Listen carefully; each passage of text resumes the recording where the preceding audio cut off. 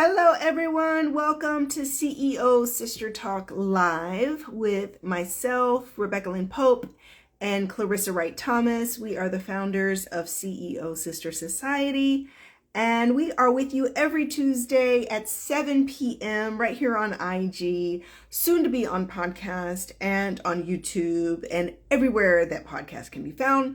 But for now, we are on Instagram as we get started for 2023, and the society membership is coming. Kayla Comerford, hi, binge watching your YouTube channel. Thank you, sweetheart. Thank you so much. I appreciate all of my YouTube followers all over the world. Thank you so much for all your love and support over the years. I will be back to making some more video content very soon. I hope you guys are doing great. All right, Clarissa's coming on with us here in just a second, guys. And tonight we're going to do something we haven't done before. We are going to do an open Q&A. So we are going to literally just talk about whatever you want to talk about tonight, whatever questions you have about business, women in business, CEO, C-suite, executive, getting started, getting finished, transitioning, whatever it is you want to do in business. We're here to talk and answer your questions tonight. Clarissa, I see you on, hun. Let me see if I'm able to tap you like I did last week, and it literally, oh, you beat me to it. Except, coming on, guys. This is my gal, Clarissa Wright Thomas. She is the founder and CEO of Synergy PR Services. Clarissa, what? Hi, everybody. Tuesday. Girls Go Wild. CEO Girls Go Wild. What? Yes, Every Tuesday, right? Every Tuesday. So tonight, Clarissa, I already let everyone know that we're doing an open Q&A tonight, and that we can talk about anything that they want to talk about. Yeah. I did remember one question from like last week or the week before. Somebody asked me if I used funnels, and yes. For anyone who, I don't know if you'll hear this on replay if you're on tonight, but yes, I do use sales funnels. I use ClickFunnels as well, FYI. So yeah, anybody who was asking that question, that was a question to something I don't think I answered weeks ago. But anyway, how are you, Clarissa? I am wonderful. Today has been a great day. It's been fun. It's been a Well, fun week so I far. am going to reiterate what I said last week in that I am in the middle of CEO, I don't know what to call it. Yeah, Busyness. I'm in Yeah. the middle of Yeah. a little bit of CEO overwhelm right now, Yeah. because I'm in transition, and we've talked about this in the last couple of weeks that, you know, there can be seasons when you're working 18-hour days, guys, when you are in the launching mode or transition mode, or you've got some new goals or something you're implementing.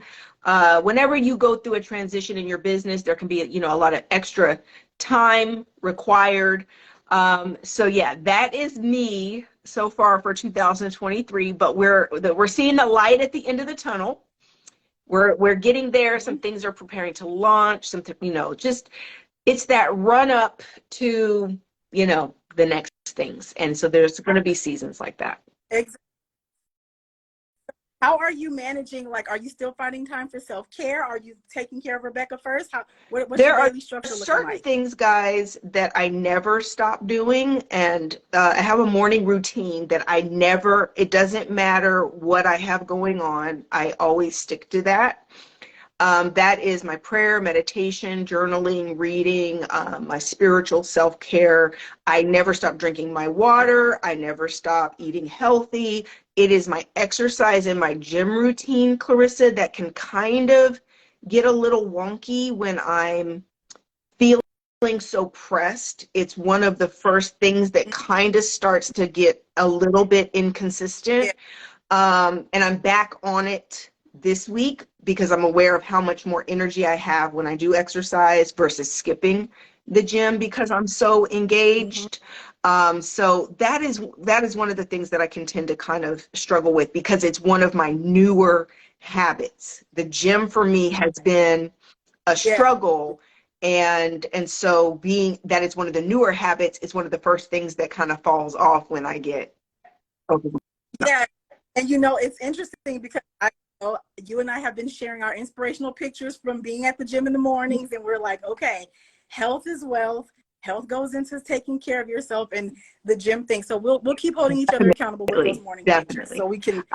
Tina says, I'm enjoying Rich Take Energy, Coach. I finished my homework today. Awesome, Tina. Rich Take Energy kicked off last week, and it's really awesome. For any of you guys who want to know more about that, the link is in my bio if you're looking for a quick 30-day kind of kick in the butt to ramp up your energy around money and wealth. That's for you. Let's see. Anybody have any questions about where you're at in your business? Anything you have going on right now? One of the things that was on my mind to share tonight, Clarissa, is that one of the things I've become aware of in this transition is that some things that might not have made sense in previous seasons of our business, like when certain things didn't work out, guys, or when you had to let certain friendships go, or certain things just, maybe that didn't make sense in previous chapters, guys, as you go along, it begins to make sense. Things begin to connect the dots. Because I look at where I'm at right now, and I look, and they say hindsight is 2020, right? But as I'm looking back, I'm thinking, yeah, that's why this didn't have to work out. As God is connecting the dots over here in this season with new things, this is why this didn't work out. This is why this synergy didn't feel right over here, or this vibe didn't feel right, or this wasn't a forever connection over here with this, because I'd be going in this direction. And I think that if you're in a season in your business, or even in just your life, where you feel like some things are not working the way you thought it would go, it literally, hang on, because it's going to come together for you. It's going to make sense. Okay. You know what? Real quick, you just said hang on. So hanging on can also keep you from further opportunities. Like when you say things aren't going well and you're like wondering why, sometimes you're holding on to the thing that is your barrier or your blockage from what's on the other side. So hanging on to feel difficult, when you feel like something is difficult and continues to be difficult, that's a sign too, y'all. You have to let it go. Some of these things, like she said, when you get to the other side, you're like, oh, okay, that thing falling apart last year, if that didn't fall apart, I would have never found this opportunity here, which is 5 times bigger. Yeah. I see some questions. A lady with words says, what broke the camel's back that last propelled you to seek CEO status for yourself instead of the corporate grind? Clarissa, I'll let you take that one, and I'll answer that one too. Yep. So that's a really great question, and that's at the top of when I tell my story. So I was working in education simultaneously after I started my PR firm, and we had goals. Anybody who has worked in proprietary education knows that there are monthly goals. You got to meet your quota. This number of people have to enroll. I had missed my number by 1. The team, there were like 10 of us on the team. As a team, we missed as 1. So of course, my manager at the time pulls me in the office, and she's like, now I wasn't the only person who missed my goal, but I was the only one who missed it by 1. And she did if you had made that 1 extra, we could have made it as a team. And I'm like, I'm a person who feels immediate guilt when something has fallen apart because of me. So I'm like, oh my gosh, I'm stressing out. And then I went home. I was like, no, I'm not the only person that missed my goal. Don't put that on my back. And I don't treat myself, nor would I treat anybody else that worked with me like that. So maybe 2 weeks later, I was like, you know what? I made this much money in my business. I'm making this much money here. They're actually they're not evening out. So I went in to put in my notice, and the manager said, oh, I put in my notice, and she said, oh, I wasn't going to write you up or anything. And I said, oh no, it has nothing to do with that. I'm just leaving. So what broke the camel's back was me feeling like I had no control over my success, that someone would always be able to hang something over my head. Something as simple as missing a goal 1 time out of a 6-month period. I didn't like the feeling of someone pressing me and trying to make me feel guilty when I knew how to be, prosperous on my own. So yeah, I didn't like the control factor of people and numbers and metrics controlling how I felt about my success. I can distinctly remember my corporate career.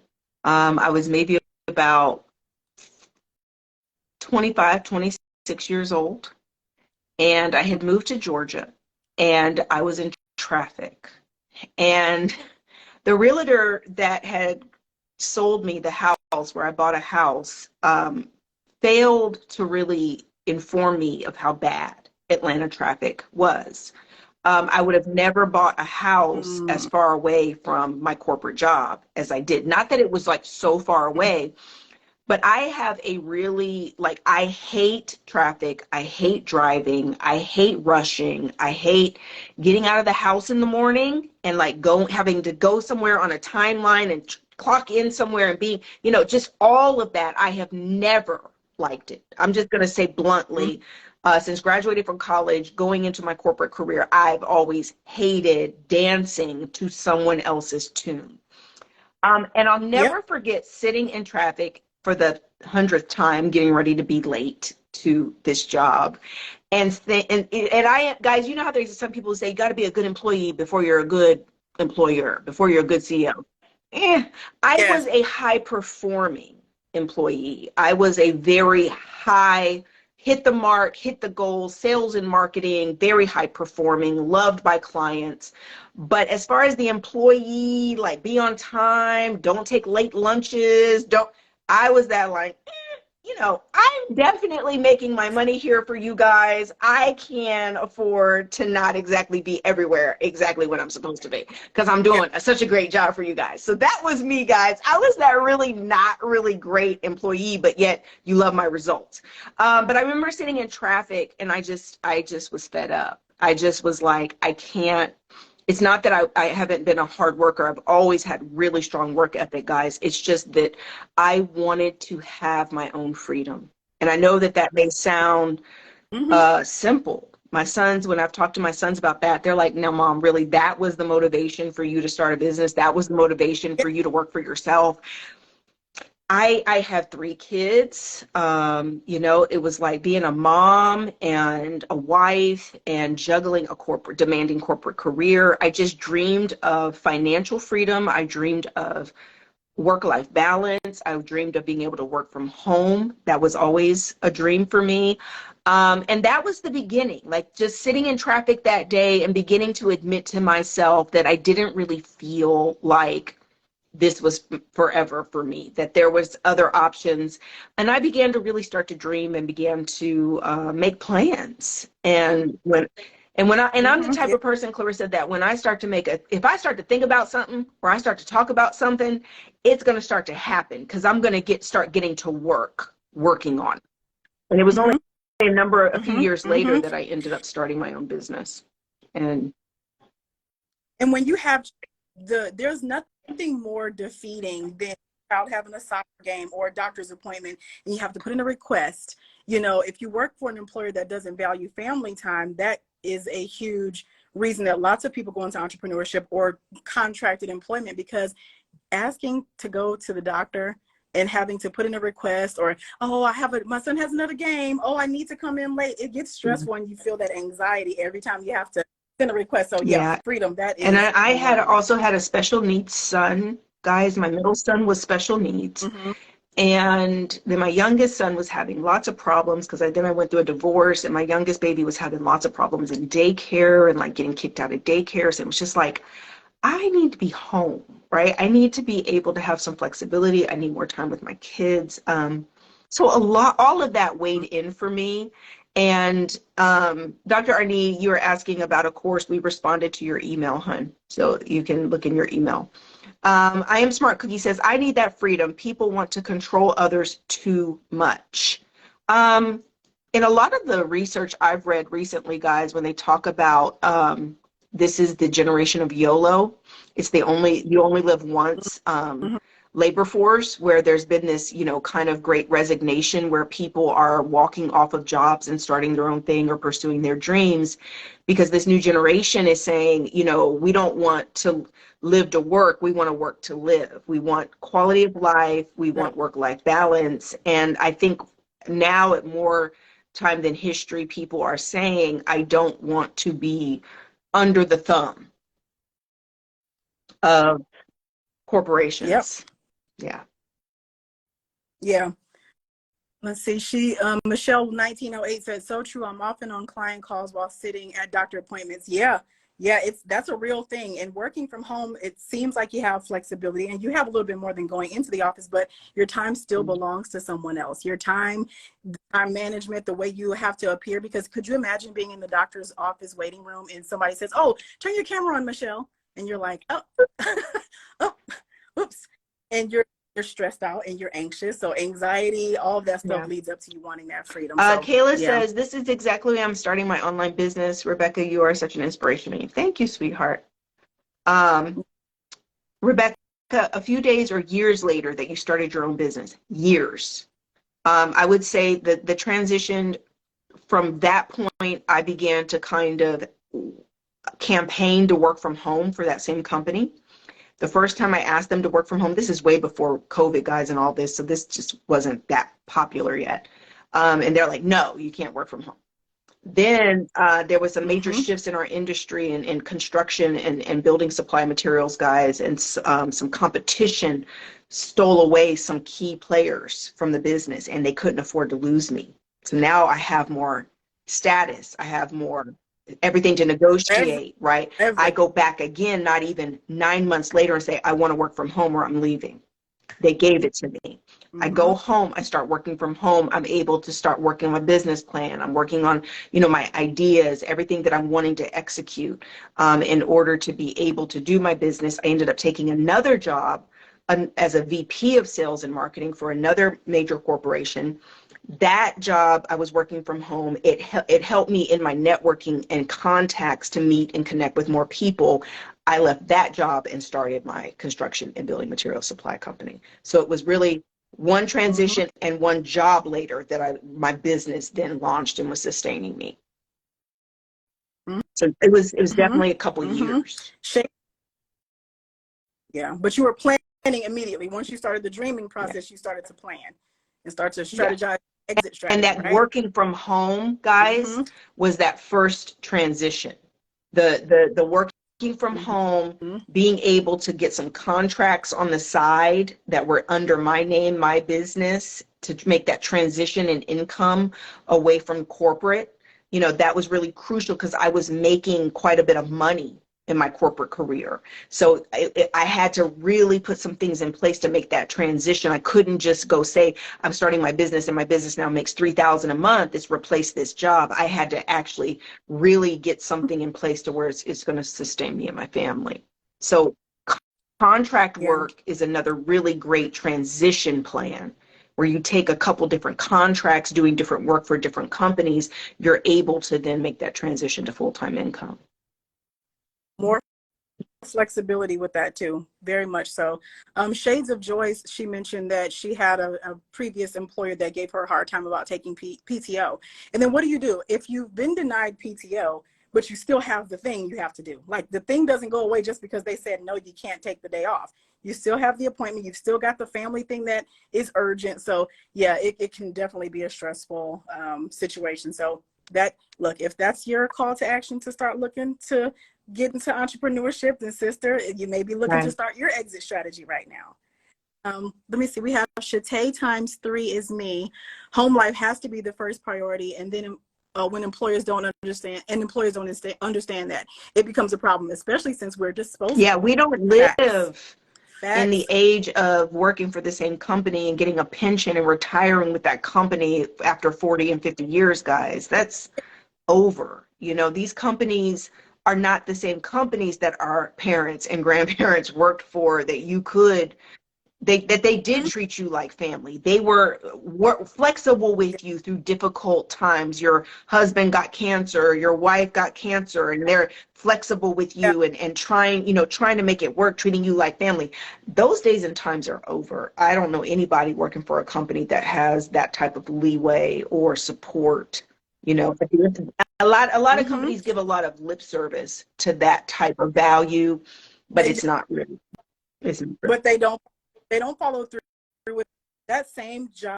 The same company I was working for in education, there was a very long time legacy employee there, and he had an aneurysm, and he was out for a couple of days. Well, he was out. After 2 or 3 days, they're like, we have to send flowers. Oh my gosh. He ended up coming back to work. but he had complications with his hearing. Now, we were on the phones constantly because we were working in an educational admissions department. And after about a week, we were all trying to cover for him, like, okay, I'll make your calls, I'll do this and that, because we as colleagues valued him. But the company started looking for his replacement. And he's sitting right there. He's just like, I've given several years to the company. Of course they're going to work with me, honey. They were ready to write him off, and they eventually did. And it's like, all this service, all of this work, all of this time that you've dedicated. Yeah, they didn't even give him 3 good months to try to recover. So yeah, that's a devastation. J Baby says, sure. How did you guys overcome self-doubt for starting entrepreneurship? Clarissa, you want to go first? Yeah, self-doubt is one of those tricky terms along with imposter syndrome. You're like playing a game of double dutch. You're like, okay, I'm going to do it. And then you say, okay, these are all the reasons I can't do it. Okay, I'm going to do it. I'm going to do it. I'm going to do it. So that game of double dutch, I will tell you this, J Baby, it'll find you even 5 years in. Okay. But sometimes you just have to take the leap. If you believe in yourself and you believe in your product, you believe in your service, you've done the work, you've done the research, you've tested what your market is looking for, you just have to take the jump. You'll manage through self-doubt as you expand your network, as you learn on the job. Even people with degrees in their fields still make mistakes, and doubt chases those people down. So overcoming self-doubt, you fortify yourself against that by doing the work, doing the research, showing up every day, not buckling just because something went wrong 1 or 2 times, and continuing to educate yourself. Ask for help. Ask industry colleagues for tips on how to overcome things that you are experiencing that they maybe experienced a couple of years ago. So self-doubt is something that you'll manage regularly, and it does come with opening your mouth and asking for help, and just continue to educate yourself and keeping moving forward. I'll back up Clarissa with that. There's nothing that like overcoming doubt like doing action. For those of you who want to be full-time entrepreneurs, you need to start out as very, very, very part-time entrepreneurs. You're not, if you have in this mind unrealistic expectations around making just some huge big break from your corporate job, that's not really how it works. You're going to start out taking baby steps. You're going to start out doing something on the side in the evenings, on the weekends. You're going to start out, oh, I can make an extra $1,000 a month doing this. Oh, okay.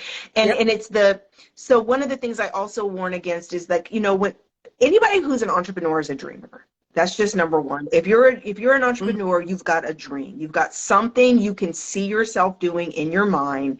You're dreaming about it. You're thinking about it. Now, that's wonderful and that's great. But the reality is that the big, huge dream that you have, that's like more of the end result, not the beginning. And a lot of the time, the doubt comes in because the vision is so big, guys, that it's overwhelming. And you feel like, you see yourself running this multi-million-dollar enterprise, billion-dollar enterprise, but you don't start today running a multi-million-dollar enterprise. It starts with first steps, which is also how I think imposter syndrome and self-doubt can be very debilitating, because you're actually putting expectations on yourself like 100 steps out there where you think you need to be ready and performing on that level. But in reality, it's your baby steps and just doing what you can with what you have right now that eventually you will get there. But in real true business development, you are going to be scaling up over time.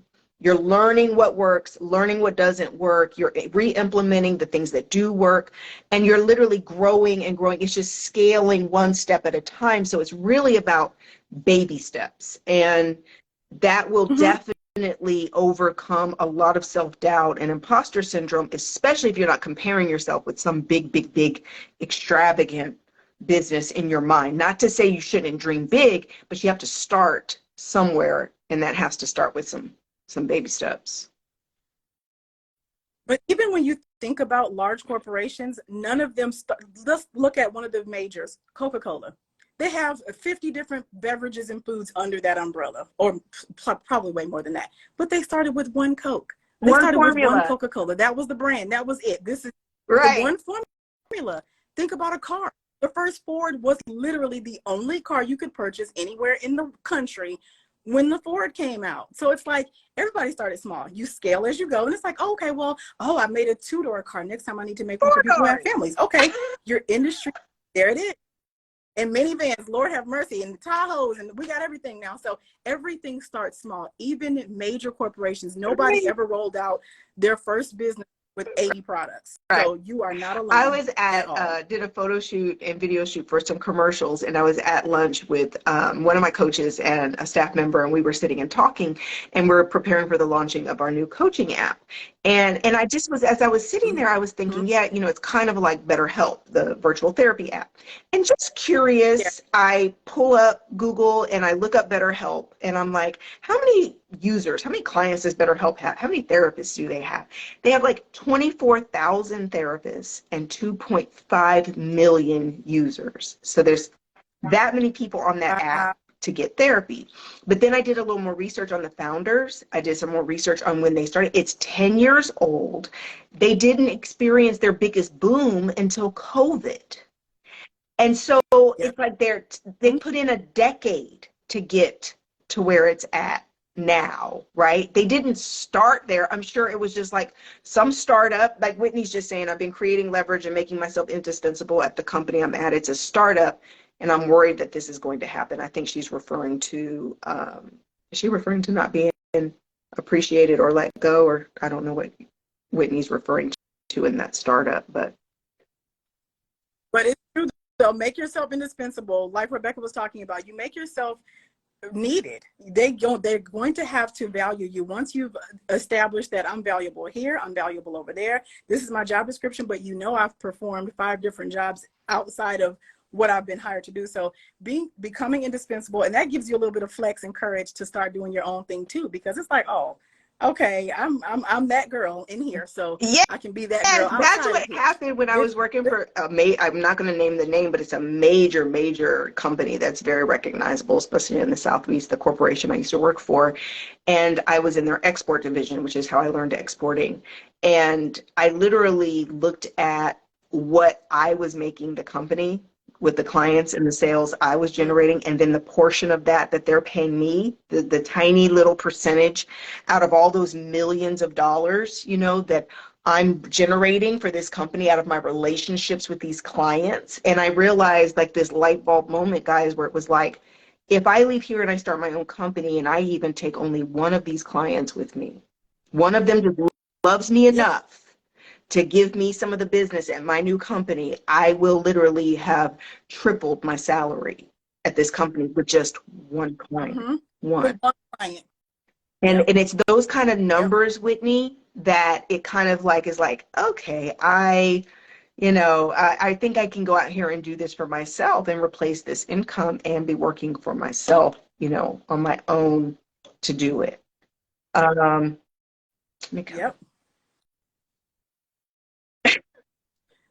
I'm Smart Cookie saying, why can't companies just focus on your performance and leave the minute stuff alone? That is an age-old question, honey. Sometimes people, you know, you wonder sometimes, if you're managing me and looking at me all day long, what are you doing? What did they hire you to do? How do you know I was 7 minutes late coming back from lunch and you came to my desk right after how did you know? So is there a position where people are literally just paid to keep people under the microscope? Yep. Quality control people, there's all kinds of things. So I think that they think it helps efficiency if they know where you are every second of every day, and you missed a minute, that was one phone call you could have made, that was one more blah blah blah. When you boil it down and calculate it, the minutes really, if you are a high performer, and you notice they do have favoritism, when people highly perform, they don't seem to get the micromanagement when they come back 10 minutes late. You're looking like, okay, well, y'all said something to me and I was, exactly. So I'm like, right? So excuse me, did you just see the marketing report? Did you just see that? Excuse me, I deserve 10 minutes, a little bit more of my lunch. I was a very entitled employee. But I feel like, you know, and that's also part of the entrepreneur brain. You have to understand that you're not always going to fit into the corporate world, guys, because my brain was like, well, if I can get the results in 6 hours, why do I have to be at this job for 8, right? Because if I can work smarter, not harder, and I'm making your money for you, what do you care if I'm working 8 hours Mm-hmm. or 6 hours to get it done, right? Like that was my Yep. thinking. Yep. Obviously, my days at corporate were numbered. When the minute you begin to think like that, you're thinking outside the box and you don't fit in. You start to activate your rebel spirit. When you start to feel that type of thing, your rebel spirit shows up and you're like, oh, okay, what's that voice talking to me? It's your inner self like, nope, get out. You don't have to do this. My mom is actually on tonight's live, and I have had the rebel spirit since I don't know how long, but yeah, it kicks in. And when you start to feel that constantly gnawing at you or speaking to you, yep, that's your sign. That's your personal intuition telling you that you need to do something else with all that good energy, Right. those talents, those I skills. think that there's something in my eyes driving me crazy. Um, I remember back being a little girl with lemonade stands, guys. I had like a clubhouse in my backyard that I charged quarters and candy to be in my club. Like I was a little entrepreneur from the time I was like a little girl, you know, that part of me that recognized Mhm. that I could make money out of my own ideas, my own endeavors. Yep. Organically, Shanae says, did I miss the Million Dollar Sister course? No, you didn't miss the Million Dollar Sister course. We haven't launched the CEO Sister Society yet, but keep your eye out and join our newsletter to make sure you stay on top of all of our new releases. Whitney says, Mm-hmm. okay, I'll get this is for you, Clarissa. I'm worried about asking for a raise and getting a no. Well, it goes back to what you already said about making yourself indispensable. You've already started to lay the foundation to go in with backing on why you deserve higher compensation. You know, you list out all the things that you've done. You list out, okay, what am I hired to do? What have I done? And you think about personal wins. You think about team wins that you contributed to. Write those things down, because sometimes your manager just is in and out and they don't see all the granular details. But if you say, hey, these are the 5 things I did that I feel really confident about, I feel really good. And it's like, okay, here's my case. Here's my case. Now you do have to have, you have to prepare yourself for a no. That's just a straight up no. And then you have to also prepare yourself to leave if you, because when you stay somewhere that you're undervalued, it's a downhill situation from there, because you know that they have the money. We assume you're making $1 million worth of clients, but you want a $10 a day raise and they won't give it to you. Like, y'all have the money. So you have to list out all the things that make you confident in yourself. You have to list out your wins, your personal wins, your team wins, and then you just lay it out. Look, this is why. Like, I've done my research. Here's what the standard that you all have set for me. I've exceeded that Yeah. standard, and let's talk. Let's talk. And then you have to prepare yourself to have a rebuttal and ask why. If the no, is it a no for forever? Is it, we're going to revisit this in 30 days? Like, you have to have self-support when you So go in one of there. the things I did, guys, in my corporate career when it came to negotiating and making more money is I would go to the competition. So guys, Oh in man. any industry, there's always going to be those top 5 or 6 companies that are at the top, the creme de la creme of the industry. And I started out with one company. Guess what? I went to work for another one, moved out of state to go take another job, moved out of state to take another job. And each time I was taking $20,000 and $25,000 pay increases when I would go to work for a different Yep. company. And I think we used to live in a time where it's kind of, oh, you're not loyal, they're looking down. No, my resume looked bomb, right? Because if I go to any of these companies, I look like now I understand the competition. I understand their culture. I understand their client base. I understand everything they do, how they do it. And now I become this very valuable corporate executive where it's like, Mm-hmm. okay, she spent 3 to 4 years here. She spent 3 years here. She spent 4 years here. Oh, wow. We really, that's how I ended up in the VP of sales position for another major corporation, was because I had all that experience at those different companies. And I ended up moving. Those companies were the Mm-hmm. vendor suppliers for the company I went to. And of course, I'm over VP of sales and marketing. I know what we should be paying for the materials, right? To get the most out of our Yeah. profit, Yeah. right? So not staying. So sometimes, Whitney, those jobs have expired. Sometimes you've been Yep. somewhere so long and you're not recognizing your worth. They don't recognize your worth anymore. And it's really time to move. It's time to shift. Yep. Just to jump in on one thing that you said about the resume having a lot of different listings, that could also be an indicator that you're being recruited out.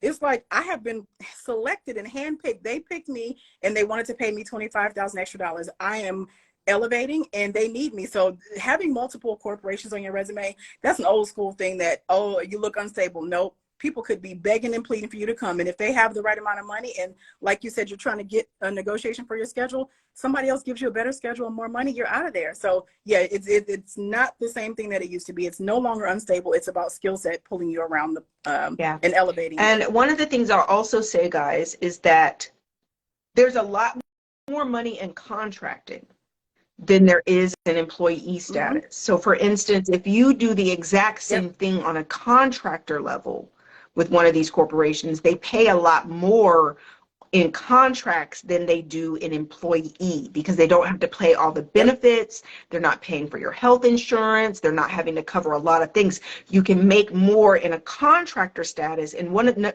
depending on what industry you're in, there's the potential that you could go and get a contract with another company doing exactly what you do now, but negotiating a really nice contract that's going to be like the backbone of you jumping into your entrepreneurial dreams.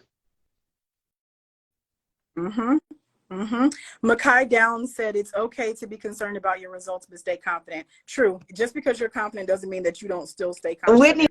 Whitney says, OMG, I had dinner with a competitor and she offered me more last week. I set this up as a fail safe. Yep. So if they go and ask Whitney and they say no, on to the next. You have somewhere to. Yep. Some people are in agreement. Micromanagement is the worst. You dealt with that.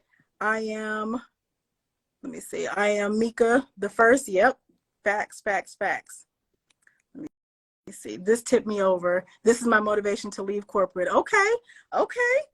Now look, strategize now. Make your list. Start working. And it's a good feeling when it's that butterfly in the stomach. You're thinking about what this business can be, my vision, all that good stuff. So it's time right now to start fortifying yourself with information, education, expanding your network in the area that you want to leave corporate to go into for yourself, and start to lay the foundation for a strong leave corporate. So another thing I was going to say, guys, is that a lot of this is mindset work. Believing in yourself, believing that there's nothing different about you, that if somebody else has gone out here and spread their wings and started a business in the industry you want to be in, they're no different than you. They're no more special than you. You can do it. But it's about really believing in yourself and cultivating a mindset that believes in yourself, right? So you got to really manage, when it comes to the self-doubt and imposter syndrome, you really have to learn to start taking authority over your own mind. I've done a lot of mindset work with clients over the years, and it really has to do with reprogramming, stinking thinking, like not allowing yourself to even go there in your head. That negative thinking is literally off limits. And that the minute you begin to feel self-doubt, think self-doubt, anything, you're going to replace it with a positive thought and reinforce it, cast down the negative thought, reject it, and literally begin to create a mindset around positivity and faith and believing in yourself and the results that you're going to get.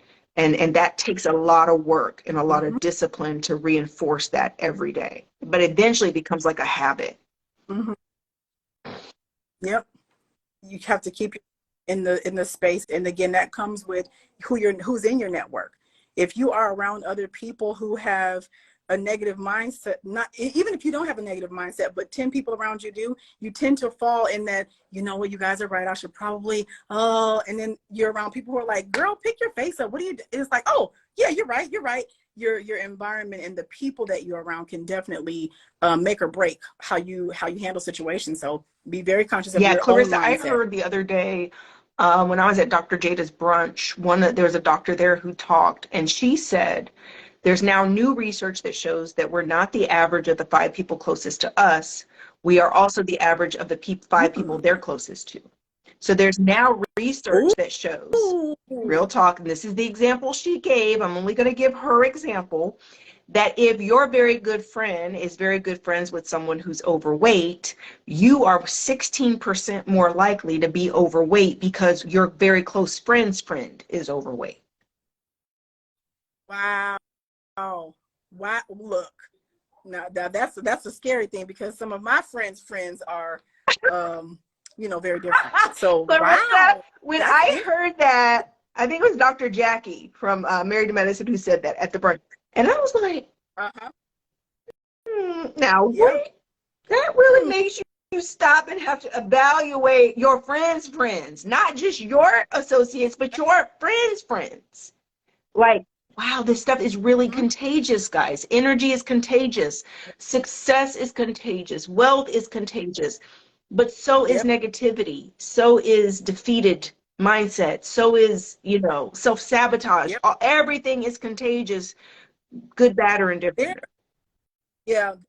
There's power in proximity, and that can be negatively or positively. Your proximity to successful people allows your mind to even see different possibilities. If when you come out of your small town or your one thing that you've been looking at the whole time, when you look left and right and see that the world is so much bigger, you don't even think it's crazy to say, oh, in 5 years I could have a $5 million business. You don't even feel crazy saying that because everybody around you has that success mindset and they're moving and you're like, okay, I feel crazy being an onlooker. Let me jump in the game. It's not crazy, but if you are only around people who are okay with mediocrity and, they're just like, oh yeah, I'm just getting by. Even the language people use, there are some phrases that if I hear people use certain phrases, I'm not judgmental, but it puts me in okay, I know I can't be around this person if I'm in this type of headspace because they're going to drag me down. They They're discourage going to, me. so it's like, yeah. Yeah. So yeah, the proximity is super important. So if you are wanting better, put yourself in higher places. Go have lunch at the Ritz-Carlton. Take your $40 and go get a salad at the Ritz-Carlton. That's an investment in expanding your Yeah. reach and the people that you're around. If you buy a ticket to a conference, you have to really, if you want to change your proximity and change your lens, then you have to Guys, change your environment I have a really sometimes. great example of this. I've shared this with you, Clarissa. Like the last couple of years, you guys know I go live and I do videos, and I'm used to going live and doing videos. But in the last couple of years, Mm-hmm. and creating ad content for paid ads, I needed to do scripted videos. And it was like this stage fright, guys. I struggled with staged scripted videos. And I mean, when I talk about fear, anxiety, overwhelm, to the Yeah. point that that fear was so strong, I hired a new team. He made some new videos. I looked at the videos and I hated them. Hated them. Quality, the Oh, sound really? quality sounded horrible to me. They looked horrible. I hated them on site, just like all the other practice videos I've done trying to get this project done. I did some mindset Yeah. work. I did some faith work. I worked through those fears. I laid down those fears. I go back and I looked at the exact same videos I'd looked at 2 weeks before. The sound quality was perfect, the lighting was perfect, and there was nothing wrong with the videos. So So you didn't do it too. You the went back and looked exact at the the same videos material. 2 weeks ago that were the sound, I thought the sound quality was horrible. I thought they looked horrible. Mm-hmm. I thought I looked horrible. Through the lens of fear, through the eyes and the ears of fear, it looked horrible. Removed the fear, go back again, it's clear, it's concise, it's perfect. Literally, fear has the Mm-hmm. capacity of causing us to see things that are not there and hear things that are not being said, and it's not there. Fear is so debilitating. And I just challenge each of you on our live tonight. If you are facing fear in certain areas of your business, certain elements of your business, you're going to have to intentionally do the work to eliminate the fear and replace it with faith and love and peace. Right. Because even some of you guys, I know I've encountered really difficult clients at times, Clarissa. And some of the difficulty in them being high maintenance and never being happy is because they're seeing things and feeling things Yeah. that aren't even there. Nothing's good enough. They're not happy with the results. They're not. Why? Because the anxiety and the fears and the self-doubts and the insecurities that are literally dominating their brain are causing them to see things that are not there. And in my industry as well, working in public relations, you are constantly being held to the fire about what you do for me today, what you do for me today. We have had clients, and I learned over time that this becomes a pattern. So I can see the signs a mile away. When people are difficult repeatedly, no matter what you are doing, they are trying to find a way to talk themselves out of the investment they made with you. They're trying to talk themselves out of this forward step because they're really afraid for whatever reason. Those same clients, they show back up after they've left the building and said, you know what, this isn't for me. I am telling y'all, over 80% of the time when a client has said, you know what, I don't think this is working out, they show back up in 3 months with the same exact request. And they say, okay, I'm ready. Okay, I'm sorry. Okay. Because they are in their own mind, but then they get out and they're telling somebody the story and they're like, oh, well, no, that was great. Like the lens is different. You go and come back and you say, dang, they really were doing the stuff. Oh man, I should have, if I had kept going, I'd be much further Yeah. along. So they show back up. Yeah, the mind. I've even Helps a seen lot. it when Mhm. I've been at the hair salon or I get different services, and there's certain women who are never happy. No matter what the stylist does, no matter Yeah. what the Yep. makeup artist does, it's Yep. never good enough. It's never enough.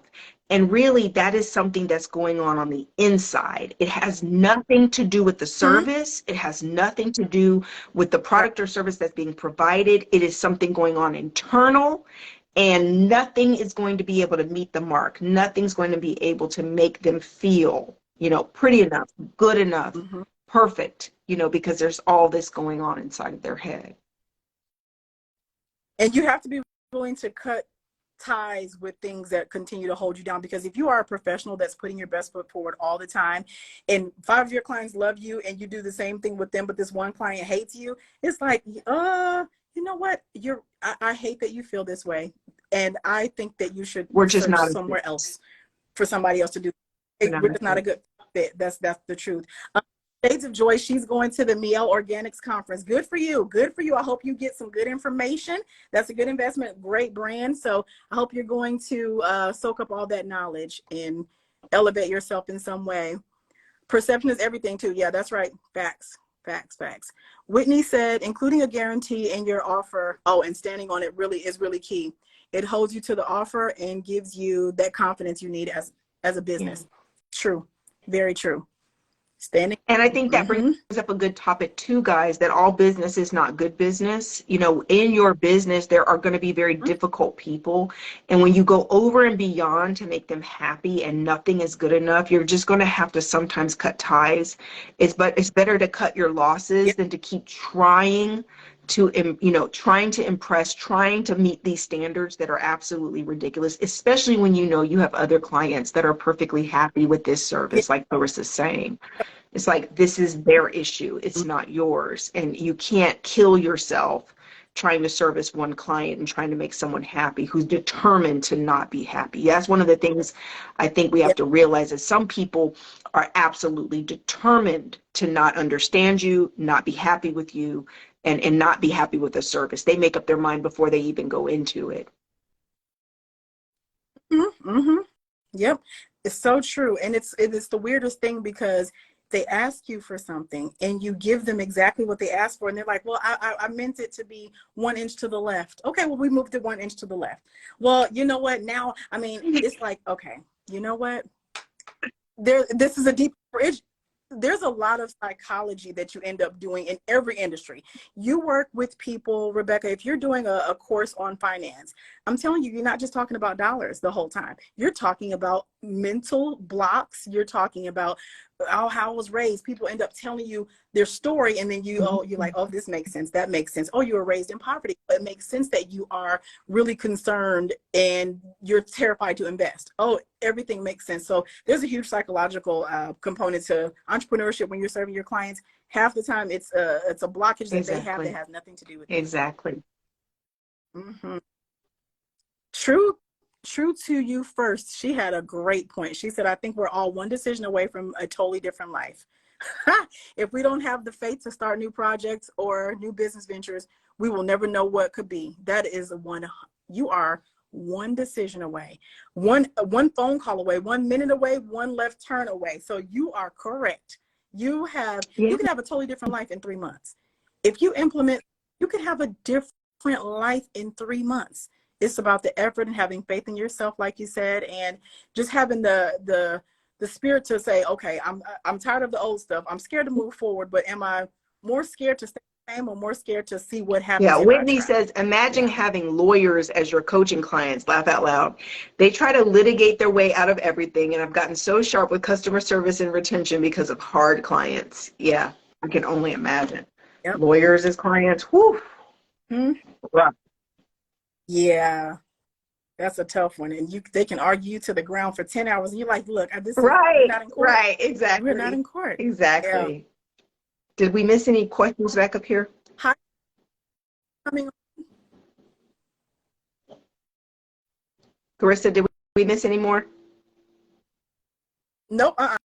Nope. I'm looking through and everybody's agreeing with us. They are loving the conversation. So oh yeah, you argue back, Whitney. Yep. Sometimes you have to, because sometimes you have to let people know that you are the expert. They're there with you for a reason. So, arguing is not a typical practice when you're servicing clients, but you can just relabel it as redirecting their attention, or, managing their expectation with really hard truth. So yeah, call I've it had that to instead. definitely remind clients at different times over the years that, they paid an invoice for their service, and if Yep. you're not Yep. going to participate in the process, and, if you're going to resist the process, you're wasting your money. You paid to get a certain result. That's why you're here. You've got to Yep. trust that process. Because, like I say, I haven't had to fire too many clients over the years, but there's been a couple of instances that Mm-hmm. were definitely necessary. And I did not think twice about cutting ties, because by that point it was obvious You know, that this was no good. yeah, just like I had a conversation this week.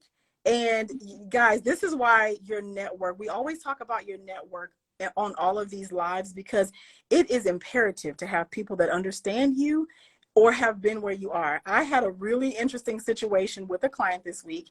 And it's funny, Rebecca's the first person I texted. And I said, can you believe this? And she said, call me, call me. She had an immediate response. And she said, and she laid out some things that made me feel very comfortable and have a greater understanding of the situation, because I took it personally immediately. And she was like, here, here, here, here, here. And I'm like, oh, true. So your friends and the people you surround yourself with, really, because if I had called somebody who was a drag, I would be like, oh, I'm so devastated. I can't believe that thing.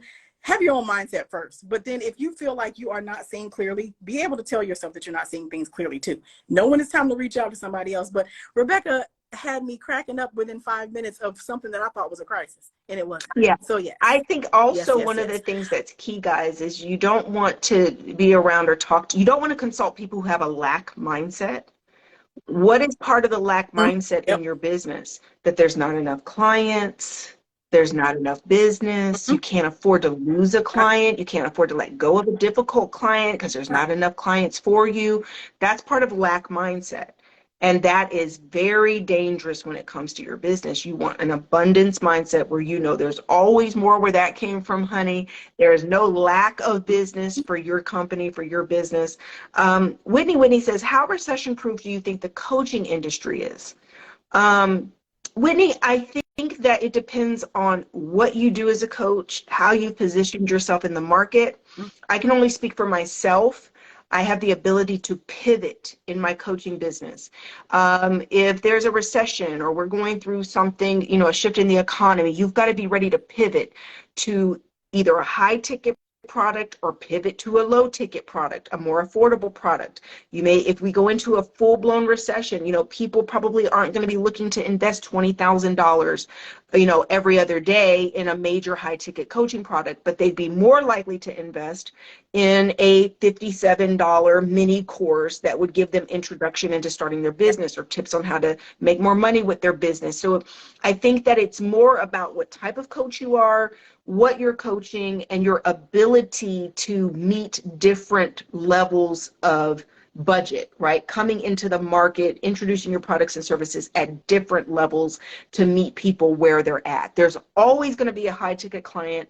There's always going to be people who are ready to invest in very, very affordable products as well, but it's about how you go to market and how you position those products. I recommend, I teach my coaches to create services and products along every price point so that you're able to meet people where they're at. That's one of the things that I teach inside of my coaching business school. Mm-hmm. Pivoting in your industry is a really smart thing to understand how to do. Like you said, in the recession, BetterHelp was a company for 8 years before that happened, 7-8 years before the COVID hit.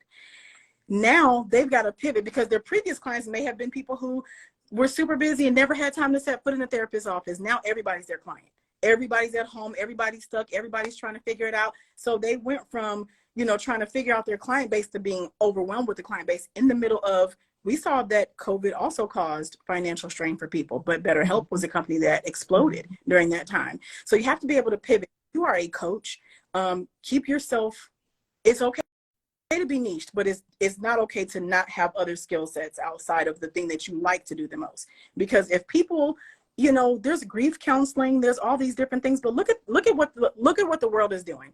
If you are a person who only coaches about, oh, this is how you become stress-free, okay, that's a thing, real.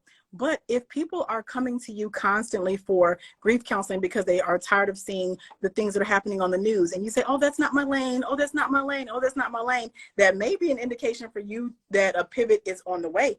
A needed pivot is on the way. If you're getting overwhelmed with requests for things that you don't offer, it's time to start paying attention, because if something is increasing, something may be on the way. So that's it. That's a good tip. Yeah. Learn how to pivot and be pivotable. There's definitely a huge difference in an economy shift due to like a COVID and a quarantine versus a recession. Yeah. My high ticket coaching certification sold gangbusters. It went through the roof because people were at home, but they weren't lacking money.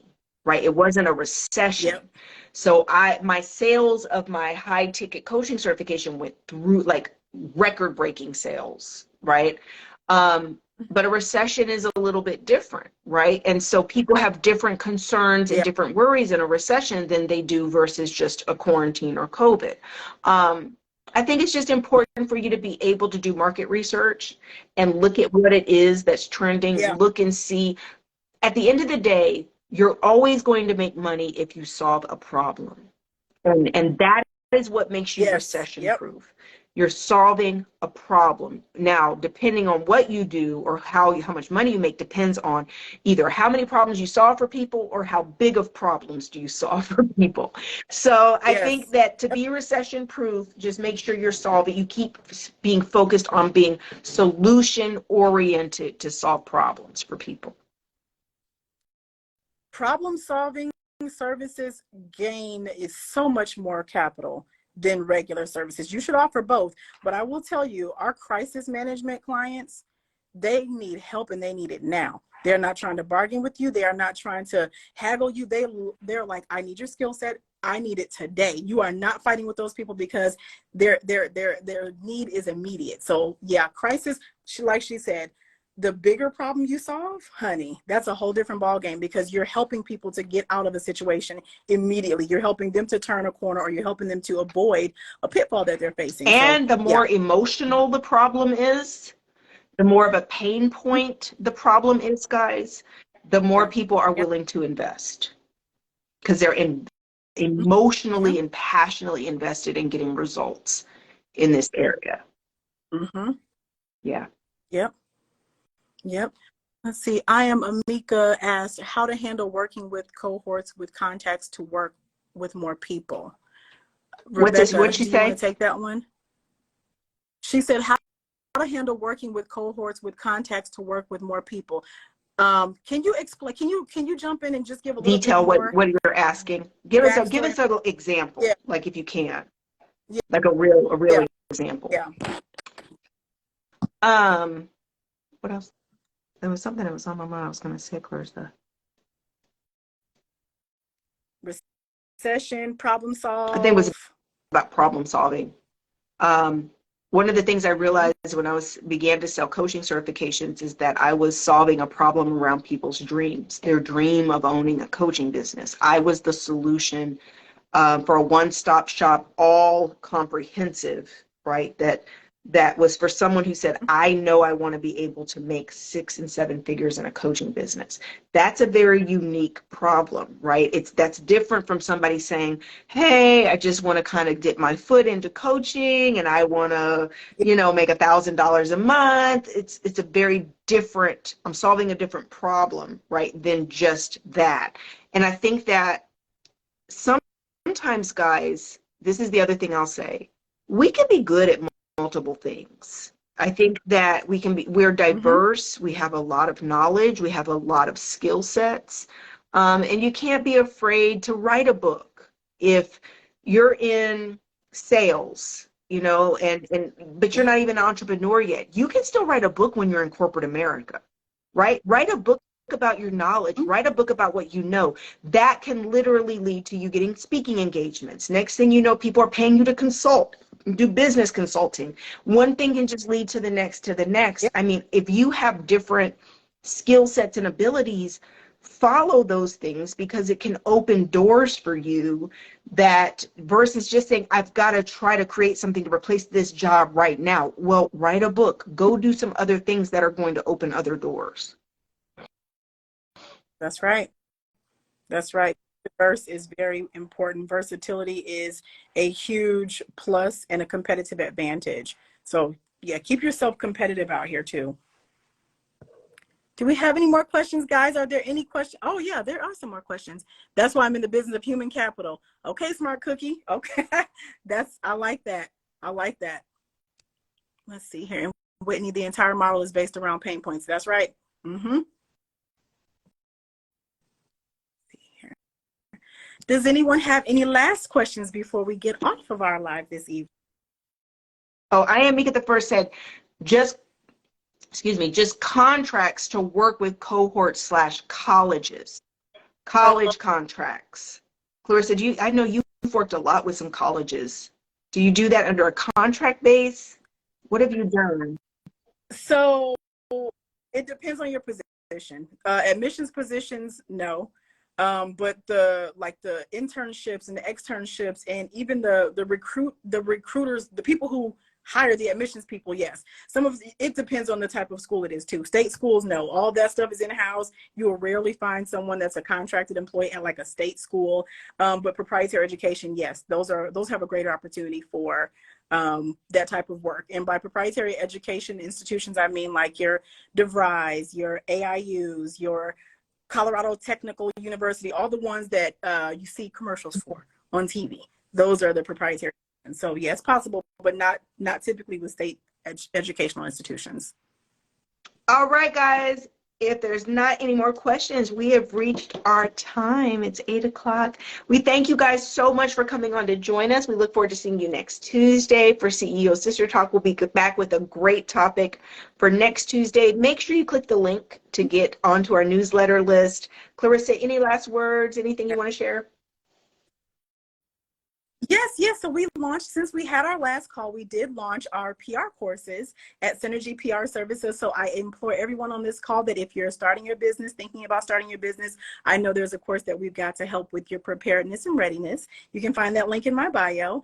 Like Rebecca said, join the newsletter, guys. We are coming at you with some great stuff that's going to help you to expand, and you'll be able to help expand other people around you. So that's all I have. I look forward to seeing all of you. All right, guys. Make sure you join the Rich Chick Energy. It's the ALPU course of the month for February. The link is in my bio. We'll see you in class on Thursday. Nice for What Masterclass is still available as well. The link for that is also in my bio. If you need boundaries, need to find your voice, that class is for you also. All right, guys.